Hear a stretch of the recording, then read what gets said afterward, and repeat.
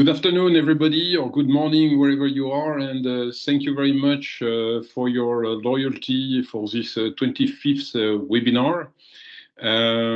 Our expert prepares this presentation about energy transition because it's a sector which knows a lot of evolution, not day by day, but at least month per month, with a new application or new market going back and forth.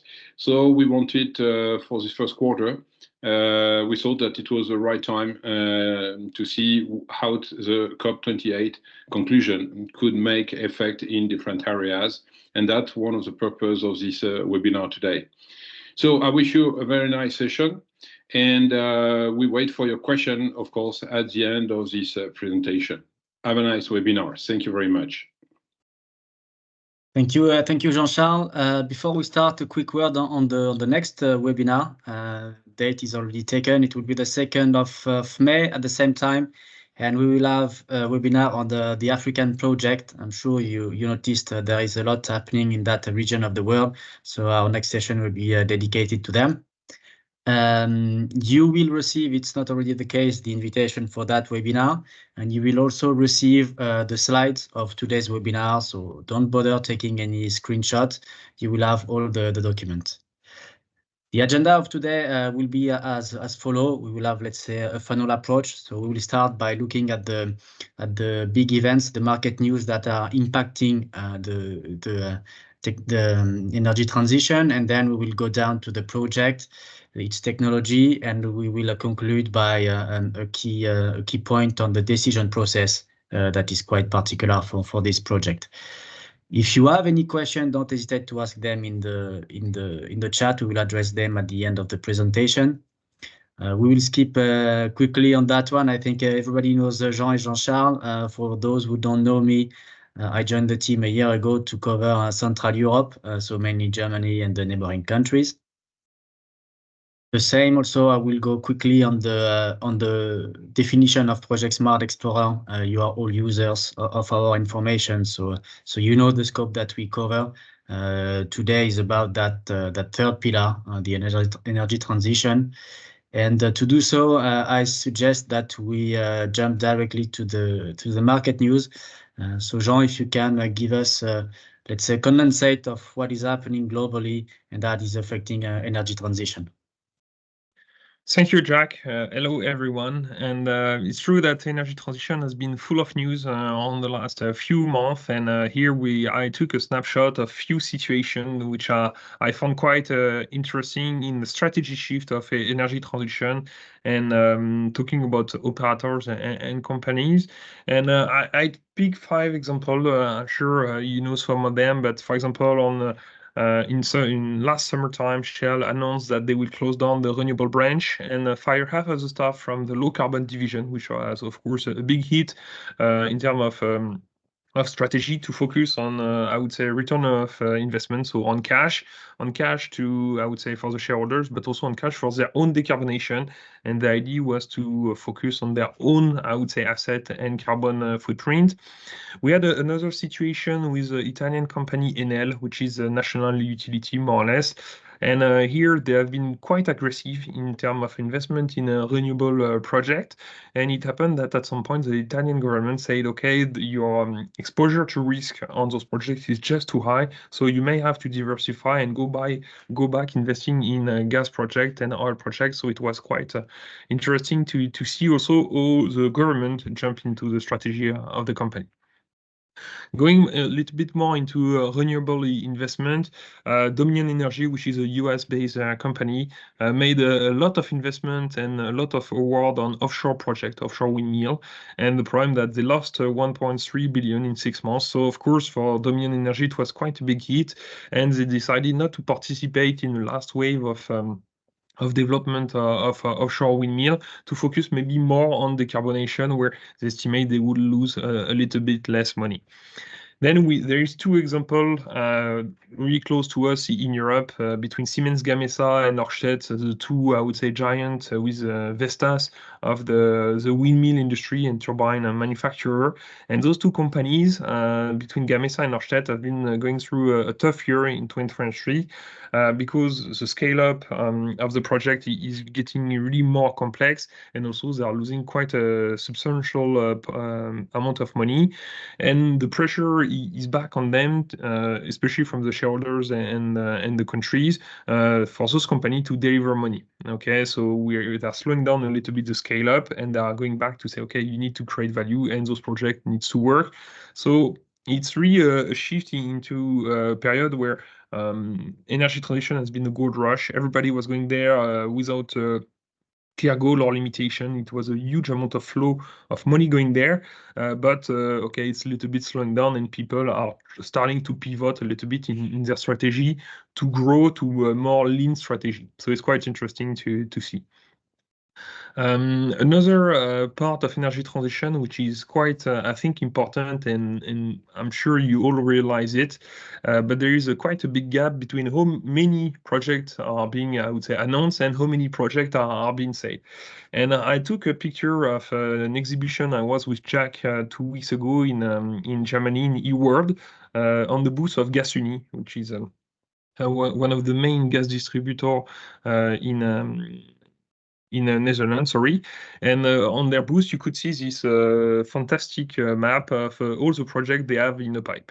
And if you count quite quickly the number of name and project and line they are making, it's about in total 15 projects they were more or less presenting on their booth. But it's pretty small there. But when you are going into the details of those projects in the bottom right of the snap, you could see that two projects were in feed, one project was in pre-feed, and all the other projects being announced were just in assessment phase, meaning before, I would say, the pre-feed. And it's really, I would say, a big part of this energy transition, where the company are going to communicate and announce 15 projects, while in reality there is 2 projects in feed over those 15. And again, Gasunie is one of, I would say, a good player and a trustable player in this industry. Other company can do way worse than that, so it's not to put the blame on Gasunie, but just to enlighten a little bit the gap between what is being published, said, and what is really being done. And here I took two public lists to give you an idea of this gap between what is said and what is done. One list is the US list of energy storage, meaning battery project that we are supposed to be implemented before 2023 on the electrical grid of US. And there were 1,500 projects being announced, and honestly, even a bit less than 10% of those projects have been announced. And the deadline was, of course, 2023, so you can imagine the gap between what has been announced and what was listed by the US government and what was really happening in terms of project, in terms of business on the market. Not to blame only the US. If you take the list of EU Hydrogen Initiative, of the 369 projects which were supposed to be operational before 2023, so on the last 10 years, I would say, there is a little bit shy of 40, 50 projects which are really happening, which means also that there is quite a big gap between what is being announced and what is supposedly done. So it's something we experience every day in Project Smart Explorer, where we receive tons and tons of information about project, but honestly, we trash maybe 80-90% of it, because we know that there is no permit, there is no license, there is no engineering behind or nothing.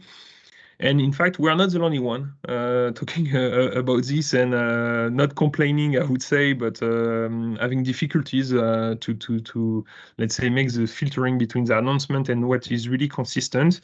And I pick other figures because we are seeing it, but we are not the only one, I would say.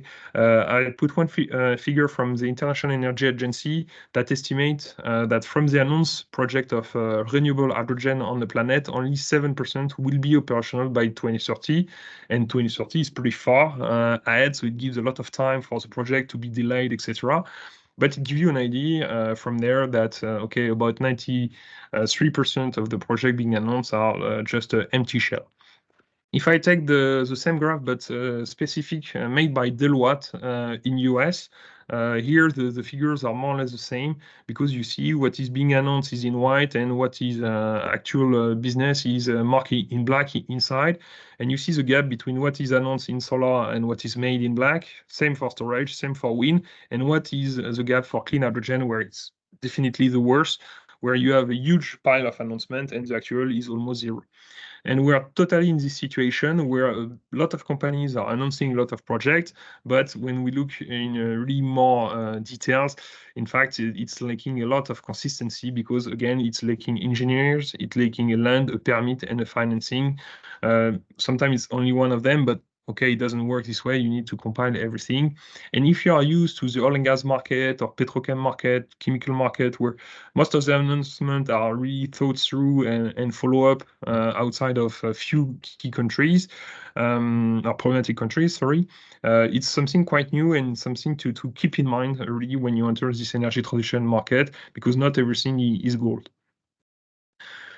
What is happening also on this market is that people tend to think or to imagine or to hear from the public media that renewable is happening massively, which is quite true, to be honest. A renewable project and electricity generation from renewable is growing massively. But here today, if we compare the electricity production by source, you see coal in red here, which is quite massive. You see gas, hydropower, nuclear, and wind and solar are here at the bottom, but increasing quite quickly. First, this is, this is quite a revolution, because this increase is massive in terms of pace. It's quite a monumental, but you have to realize here that there is a scale that needs to be passed before starting to replace coal and gas, and this might take many years. The second aspect of this graph, which is quite interesting, that you see wind and solar accelerating, but it doesn't mean that the gas and the coal are going down. In fact, today, what we see is a global demand for electricity booming, clearly because of new usage like electrical car, data centers, application, digital, etc. So the appetite for electricity is quite growing every year, and this increase of demand of electricity is answered by the increase of renewable. So in fact, renewable today is not, I would say, replacing oil and gas application for electricity itself. Renewable is just enough to absorb the rising demand of electricity. And this situation of having the two markets growing together, of electricity demand, renewable, etc., will grow till 2035, and after 2035, we'll start to see some replacement into electricity generation.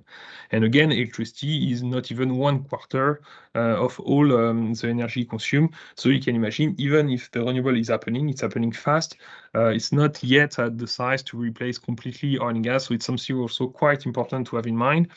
Because, of course, if not everything can become renewable, it means that we have to keep our energy system as it is, or not, let's say, as it is, but we have to keep oil and gas and coal in our energy system. And here it opens the door for new opportunities, especially for a lot of decarbonation processes.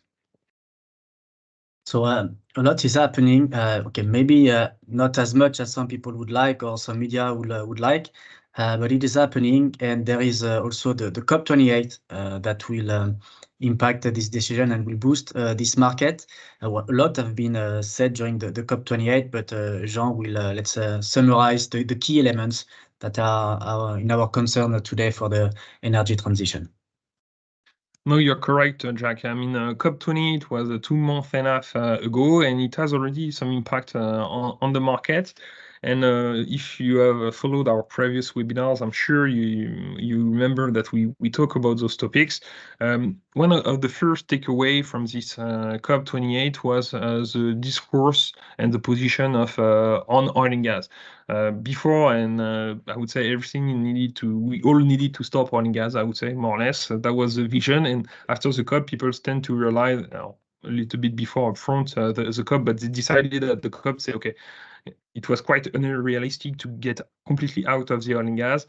So that was the mention of abated oil and gas, and the concept of abated oil and gas, meaning compensated in terms of carbon footprint oil and gas production, came to the market, or came to, I would say, the politics and to COP28, to the point of Europe. European Union change its position. Before, European Union say that it should stop all its usage of oil and gas in 2035. And during COP28, Europe decided to change this, I would say, framework to abolish unabated fossil fuel in 2050. Meaning that to keep the usage till 2050 of oil and gas, and then later to make sure that all the usage of oil and gas will be abated, meaning compensated. And here it's a large volume of CO2 you need to capture or replace or recycle to abate your oil and gas and to compensate its carbon footprint. But at least it gives, it opens the door for all the decarbonization projects, which are much needed to sustain the energy system we have as of today. And that will, I would say, bear the world for the next coming decade. So just the four takeaway on this COP28 on this abated oil and gas. The first thing to say that fossil fuel power plant needs to be replaced only when renewable, I would say, our nuclear sources are reliable and efficient. Meaning that for many processes, like if we think about steel, about cement, we will remain a user of fossil fuel, and here we will need to abate this consumption of oil and gas, meaning that not everything will go electric because sometimes it's not efficient, okay, energy-wise or carbon footprint-wise. Sometimes it's just more efficient to keep oil and gas and then to decrease or to capture those emissions. So that was the first takeaway of the COP28. The second point was about the energy sector, because for many CO2 emissions produced from our industry in energy, they belong to private company, to bank, etc. And for COP28, it's quite tough to get a grip on those companies.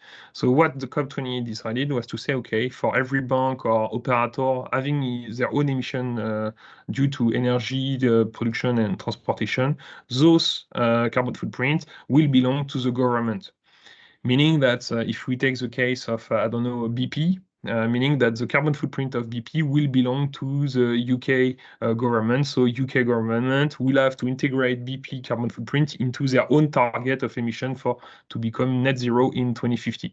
So it means that there is here a leadership and a kind of leadership taken by the country to imply even on private entities that does not belong to them to put some pressure on the company they host. Another part, and the third, is that any investment in carbon capture should lock as much CO2 emission as possible, meaning that we have seen some project of carbon capture where I would say on the overall emission, it was only capturing 10% of the project. That's the case, for example, of Chevron Gorgon project. Here, forbidden, no way. You will have I would say criteria of performances for those carbon capture, meaning that you will have to target and capture around 90% of the emission of the overall plant, meaning that it will be big scale project and not small pieces to make communication. And the last part of this COP takeaway on abated oil and gas, opening really the door for the future of energy transition and I would say sustainable energy, is that the consumer should not, I would say, be at the expense of it, meaning that the energy and especially electricity supply needs still to be reliable and not cost 5 times the amount. So here it's really important because the idea is to, and it puts a limit to the renewable increase, to say, okay, guys, you can do renewable, it's great, but the people need to be happy about it, and they need to find their interest into it, because we will not do this energy transition to the depends of the people, because then we are going to have a huge problematic. So here we are more pragmatic, and the COP28 into its application is getting really pragmatic about how to make this energy transition. The second part of it, of this energy transition, is the GDA, the Global Decarbonization Accelerator. And it's 3 points that we already mentioned, but it has been reinforced into its application, where the idea is to stop all the methane emission and other non-CO2 gases, meaning all the fluor, all the sulfur gases that participate. All of these needs to be reduced to more or less zero by 2030, so really meaning tomorrow, knowing that in millions of tons, here I put you the graph for the amount of methane emission linked to our industry. It's quite massive. I mean, we are talking about about 100 of millions of tons per year. So it's quite a lot of projects that need to change their design or need to be revamped to remove those emissions. The second point of COP28, where it will draw a lot of public money into those investments, is to decarbonate the energy system as of today. Around 55% of the total volume of production of oil and gas and coal is today signed by companies to say, okay, we are going to transition away from coal and we are going to decarbonate as much as possible our system, meaning a lot of electrification, a lot of carbon capture, and a lot of green hydrogen as well. And the last part of this GTA is building up the energy system of the future, of tomorrow. And here it's a wave of investment in renewable and a wave of investment in energy efficiency to make sure that we start to make, I would say, a change by 2035 to reduce emission quite massively and to have at least the electricity supply to our world coming from renewable source. Yeah, so that COP28 actually is in line with the current will to decarbonate ourselves and our industry. For that, we have several technologies that we will describe on the next slide, and we will also look at the challenges that come with these technologies. No, you're right. In terms of technology, one of the first takeaways that I mentioned in terms of energy transition is a wave of electrification. The intensity of electrical equipment in oil and gas design, but in every design of heavy industry is growing because there is a large use of electrical equipment, more and more, less and less gas turbine, we could say, but not only in this example. So there is an appetite for electrical component and equipment, which is just crazy. And here I updated the graph from Project Smart Explorer, where in blue you see the market for power distribution transformers, and in green, in red, sorry, you see the market for centrifugal pump, and you see how small I would say the electrical package was compared to the mechanical package, and how much it has grown since 2020, where it became more or less the same benchmark. And here it's not really more project or different type of project. It's really an appetite in the same project to use more electrical component, and that's why we see in the numbers and also in the design of the project more usage of electrical component. And of course it changes the market, and in the supply chain today, if you talk with people making transformer, of course they have a backlog of offer which is quite big due to this change of design, which is quite interesting, and it will come more and more. We start to see ethylene cracker which are electric as well. And we'll see more and more in the future usage of this electricity in the heavy industry, because according to all the expectation, whatever can become electric must have more or less to become electric. The second point about technology is that today we were facing quite a challenge in terms of maturity. And maybe you have seen the example of the project from Sinopec KUKA, which is the biggest green hydrogen project in the world with 260 megawatts of electrolyzer. It's a brand new project, quite massive to be honest, and they have 3 different types of electrolyzer using in the project, in the plant. And this project is running at about 1/3 of its total capacity because of complexity of the process and mostly issues due to the regulation of the flow of electricity on the entrance of the electrolyzer, but also the flow of water and the flow of the gases, hydrogen and oxygen. And the automation around this loop is not perfect, making huge trouble. So the example of this project is not to blame Sinopec, which is really talented companies, but it's the case of most of the project of green hydrogen today going to this size, more or less, because the scale up in hydrogen, but also as we see in wind or in solar or in carbon capture, is not as easy as anticipated. And we start to have a lot of problem of automation, of maintenance, of operation, of performances as well that we did not anticipate it. To be honest, everybody was expecting to go, and here we try to show you a little bit the expectation of in terms of capacity for electrolyzer in green hydrogen project in 8 years, from 10 megawatt, which were the biggest we had, I would say, during COVID, to 1 gigawatt in only 8 years.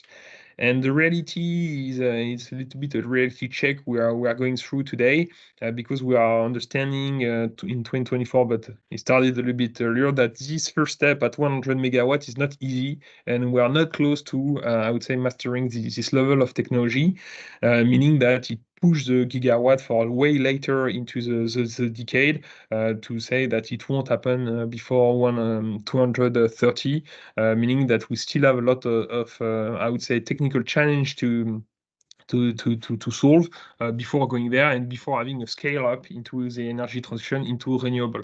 So it's really important to have this in mind, because everybody, I mean, the sun was blue and the sky was blue and the sun was shining.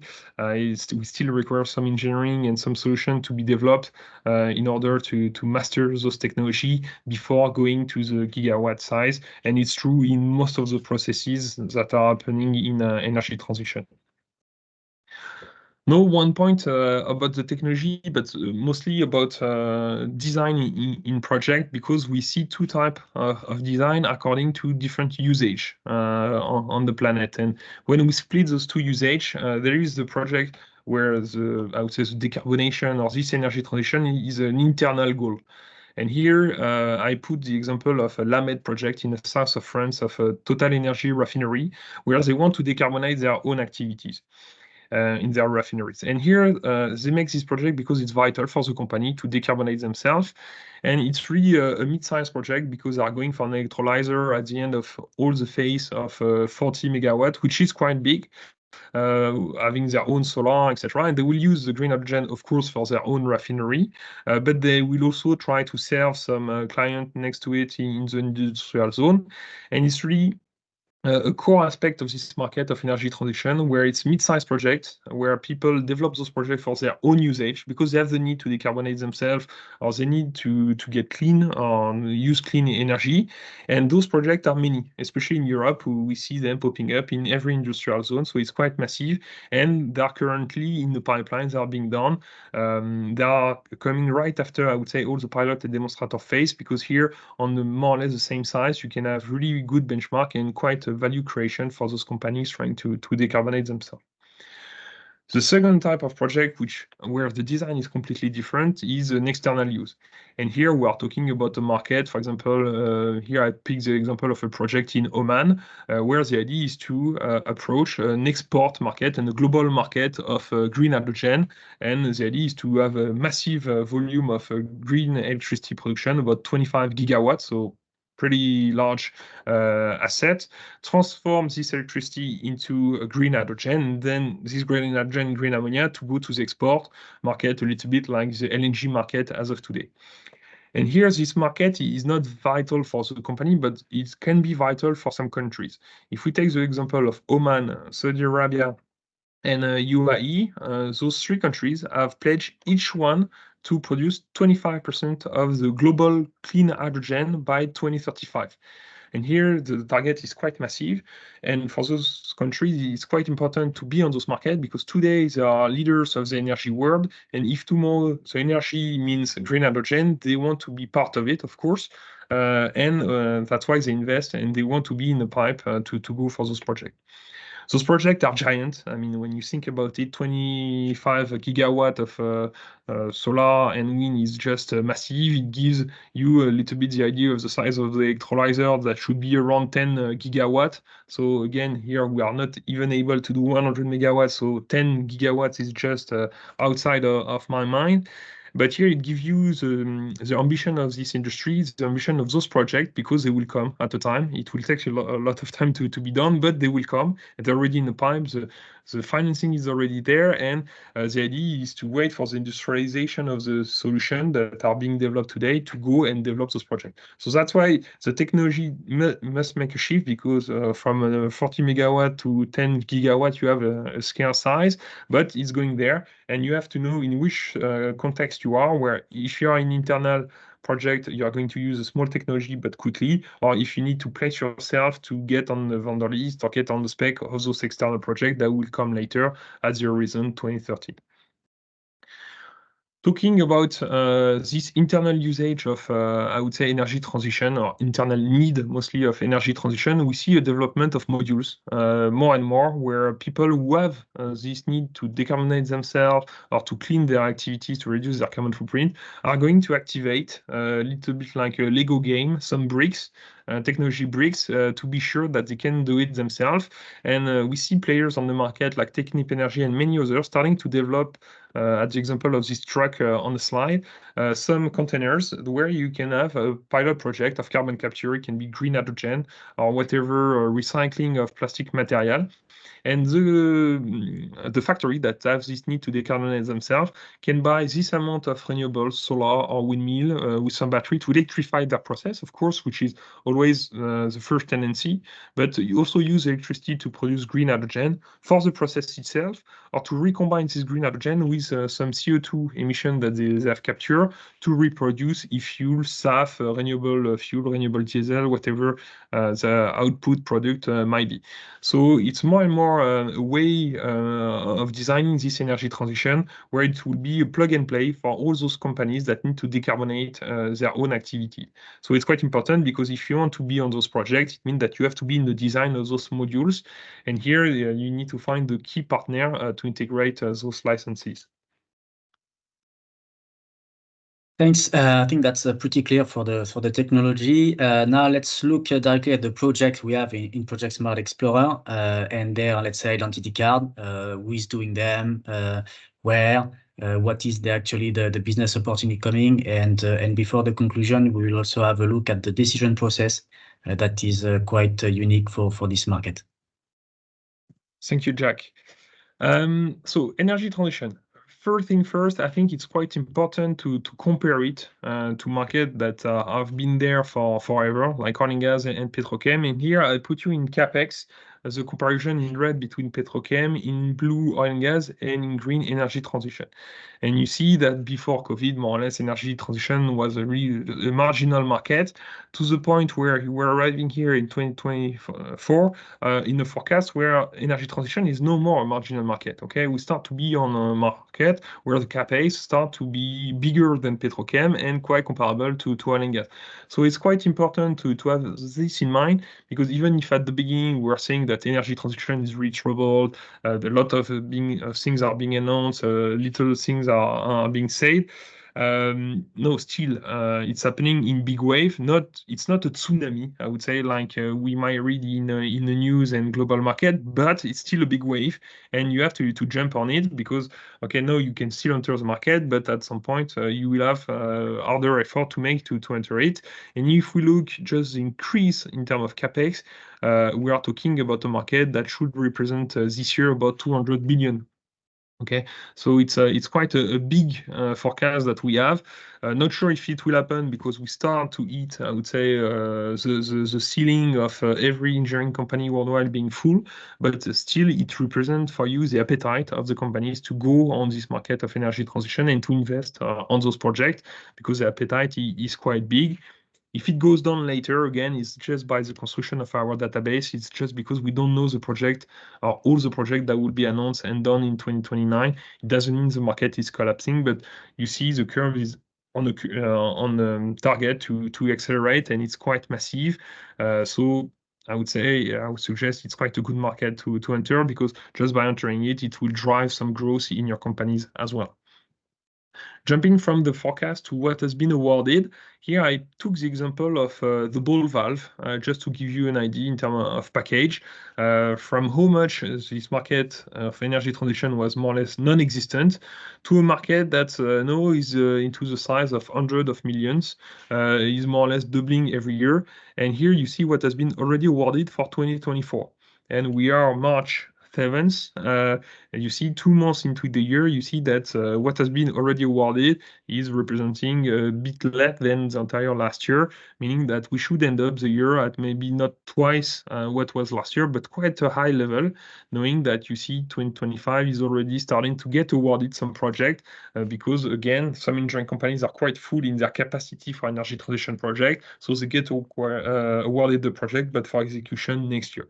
So again, the phenomena we see in oil and gas and petrochem of project being awarded in advance is also eating and affecting the energy transition. But you see, here it's no more forecast, it's actual business, and the business is happening really, really, really fast. So it's really time to jump in.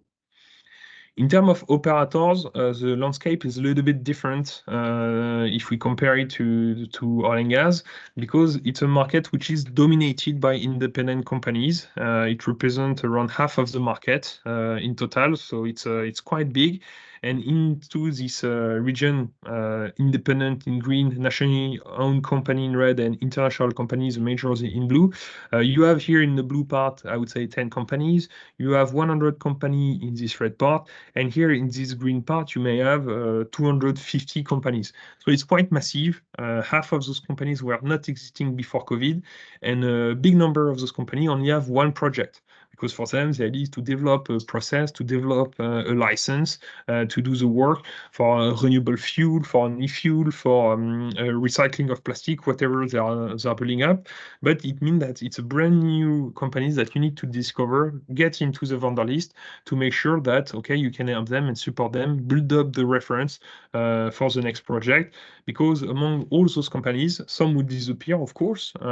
We are at the end of this good rush, I would say, where every startup is getting funding to go for it, and people start to expect the companies to create some money and some values. But among those 250 companies, you can be sure that some people are going to be successful and are going to be the champion of tomorrow in this market share. So it's quite important to have the references and to make sure that you have identified those companies. In terms of footprint, no big surprise. Today, in terms of project location, Europe is representing 1/3 of the market, so it's quite massive, followed by US, mostly US, but North America with more or less 20%, and then Asia Pacific.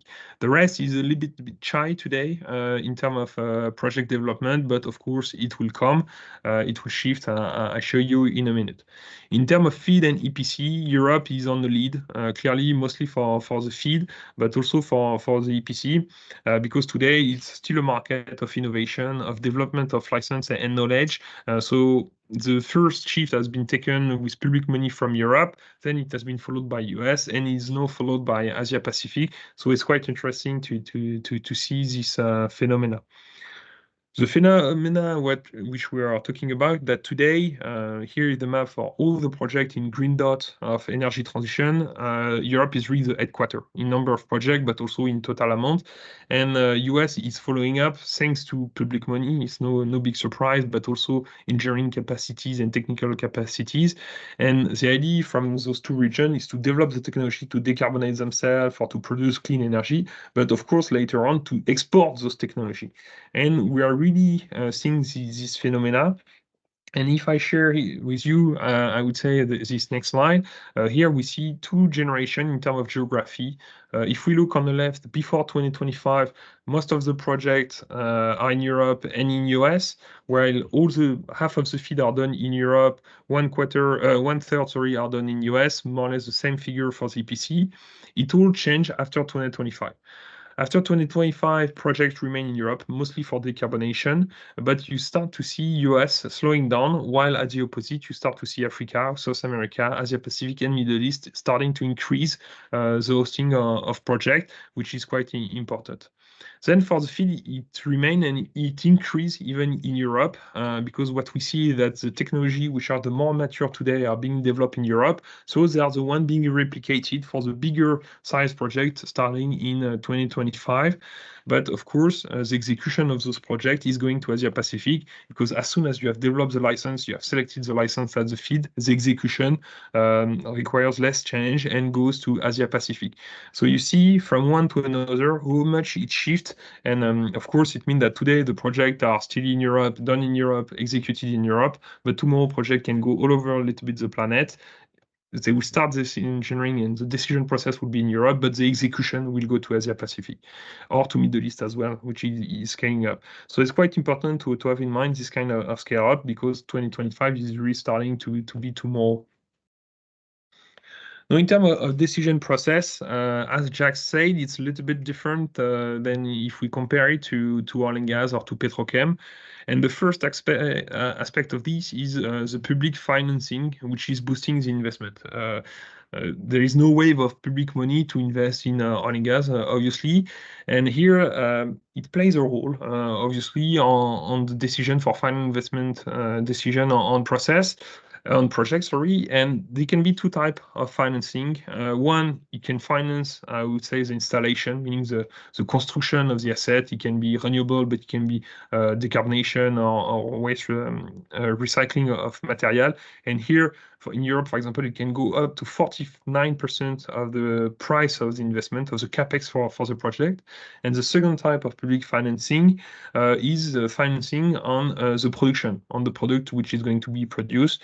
We see that a lot, for example, in US on the offshore wind electricity, which is produced, where the government is going to pay a fee on this electricity to make sure that the companies are going to be able to make some money out of those projects.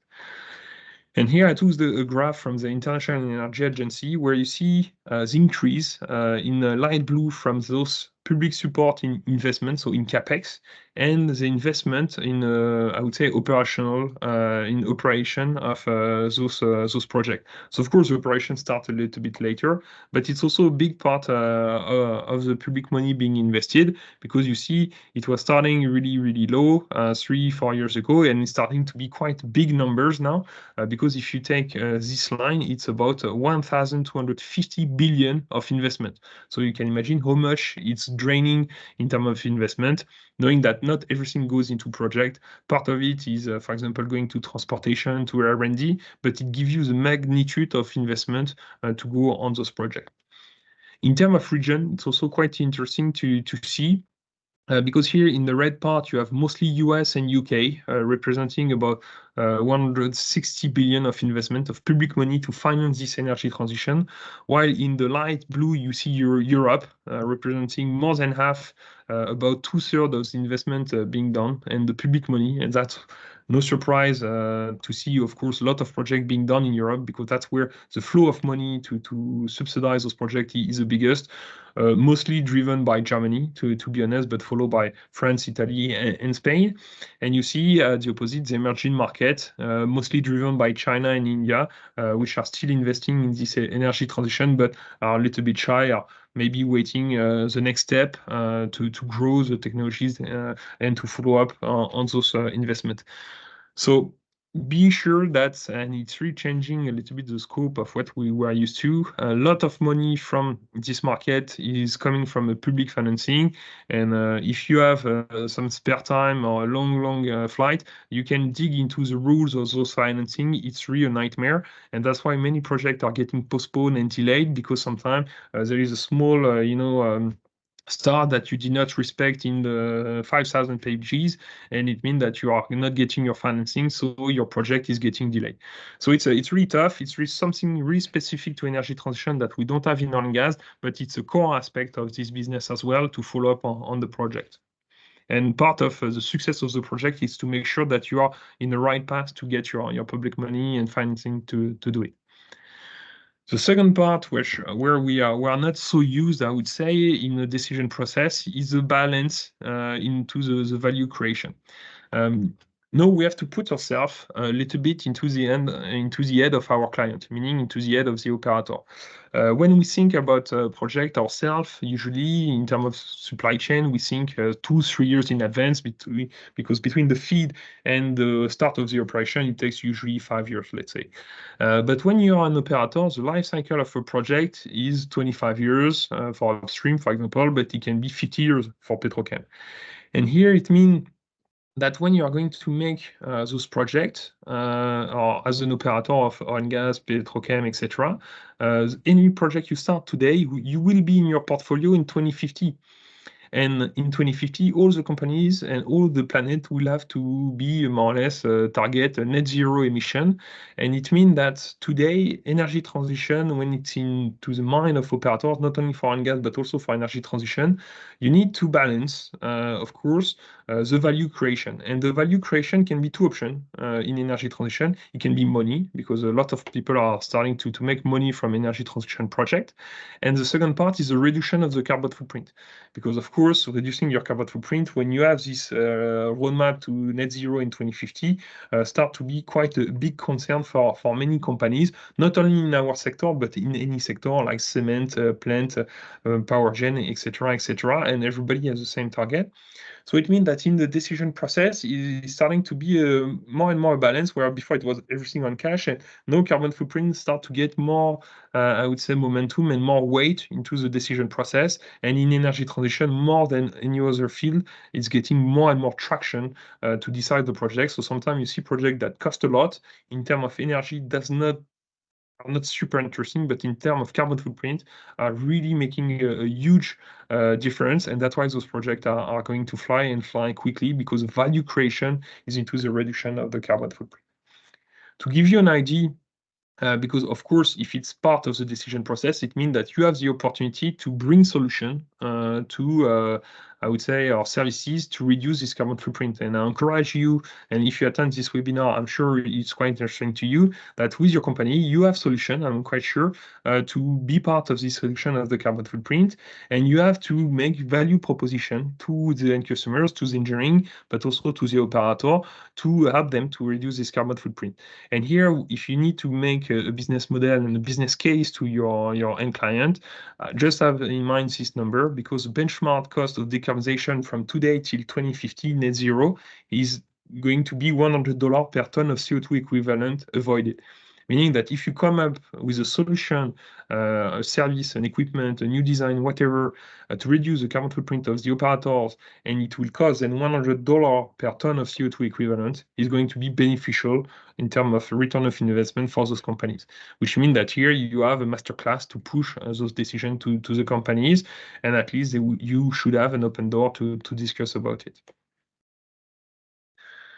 No, to a conclusion, and it has been a lot of me talking already, but I still have a few minutes for you to type your question in the chat, and we'll address them with Jack and Jean-Charles. But just a few points that we really wanted to share with you on this energy transition is that first, energy transition is taking off massively. Okay, there is no question asked. It's massive, the wave of investment, the number of projects, and also the appetite for operators to do those projects. But you have to be careful, because there is an avalanche of confusing announcements, what we call with Jack quite a political game, let's say, where everybody needs to announce more than its neighbors. And here it's really a nightmare, because on some specific segment of this energy transition, maybe 80-90% of what is being announced is not followed, because there is no permit, no license, nothing. So it's a big trap.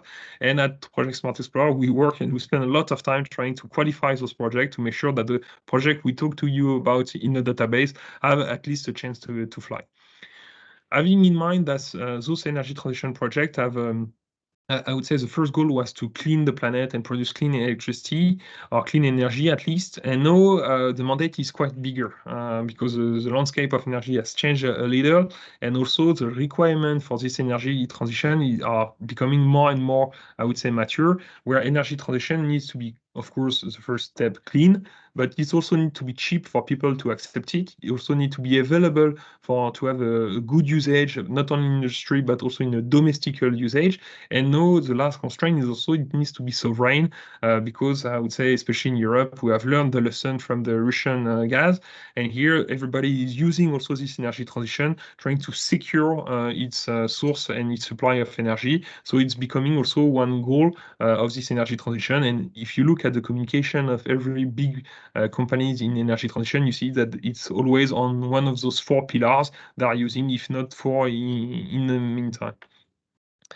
Also have in mind that the gold rush of this energy transition era is over. Okay, the public money funding everything, every startup, spin-off of university, blah blah blah, everything here is over. There is more pressure being put on the market, but also we start to have the first feedback from the ground and from the plant to say, okay, it might not be so easy to do. And here we are starting a phase of maturity and consolidation, because maturity of technicality, but also consolidation, because we now start to expect those companies and those projects to be beneficial. And that's the case of Orchet or Siemens Gamesa, where we expect the project to work. Okay, it's no more a pilot test or demonstrator, and we expect those companies to start to make money. And here, of course, many companies will be successful and will be doing it, and they have, I would say, a long prospect, future prospect in front of them. But the companies which have not been able to do it, they will have really hard time because they won't be able to have this second wave of investment, which is going to grow to the next scale, those projects. So it means that in this energy transition, we have seen arrive since 2020 a lot of processes, new type of plants, a lot of also new players. Some of them will disappear, type of processes and players, but it also means that some of them will stay and will stay with great ambition and will be the champion of tomorrow. So it's quite important to find in this energy transition the processes where you can play your role, where you can retransfer your expertise and really help those projects to get better. And from those processes, you will get in touch with new players. Some of them might disappear in the future, but some players will become the energy champion of tomorrow. And of course, you need to jump on board to help them because it will drive your business. And it's a completely, I would say, Wild Wild West where you can do a lot of business. So it could be quite interesting and quite a good business opportunity to go, or a threat if you are not going and jumping in as of today.